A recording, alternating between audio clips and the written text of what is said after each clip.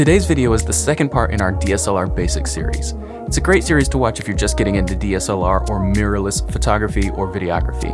In today's video, we're going to be talking about aperture, how it affects your images, some things you can do to compensate for the light loss or gain depending on which way you go, and what it physically does to the light hitting your sensor.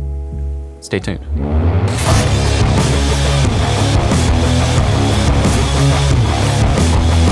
Hey everybody, thanks for checking out my channel. My name is Anthony and I make videos that I hope will teach and inspire you to make better videos. If that's something that you're into, go ahead and hit that subscribe button and hit the bell icon so you're notified every time I upload a new video. And if you find anything useful in this video, hit that like button. It really helps the channel out and helps promote this video so that I can keep making videos like this one. This is a Nikon Nikkor 28mm f2 lens. It's a vintage lens. You can actually see the aperture rings in it when I open it like that and when I close it.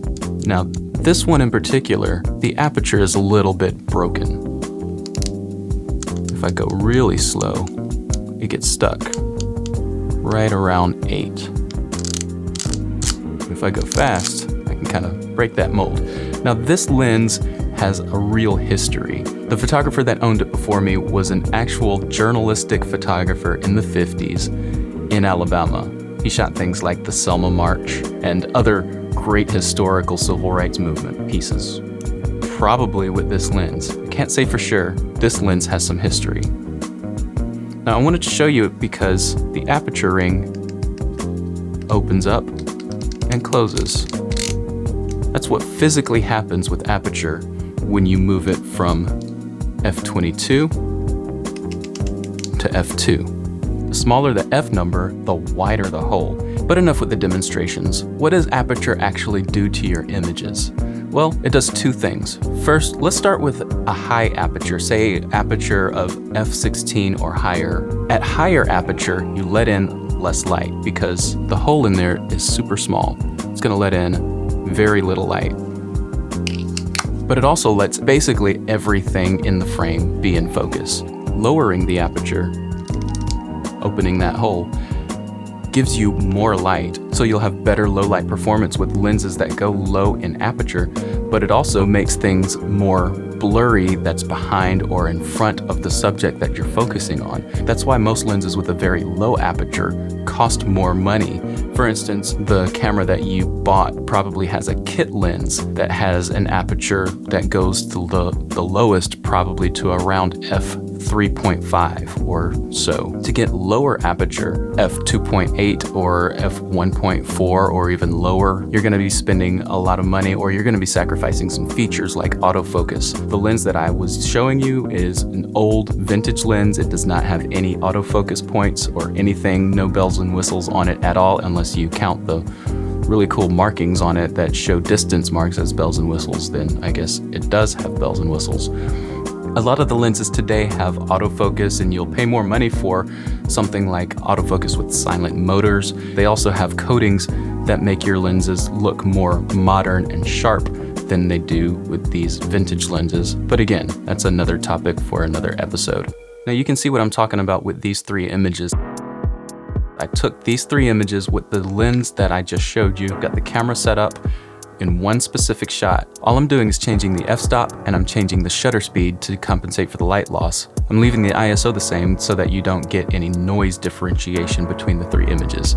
And you can see that in the lower f-stop, I have more bokeh. In the middle image, it's you can kind of see the blurriness, and when I raise the f-stop all the way and really close down on that aperture, it is basically all the way gone. Everything in the image is tack sharp or as sharp as this vintage lens gets. Now, physically what happens with light, I can show you on this whiteboard over here, but I have to change my camera angle.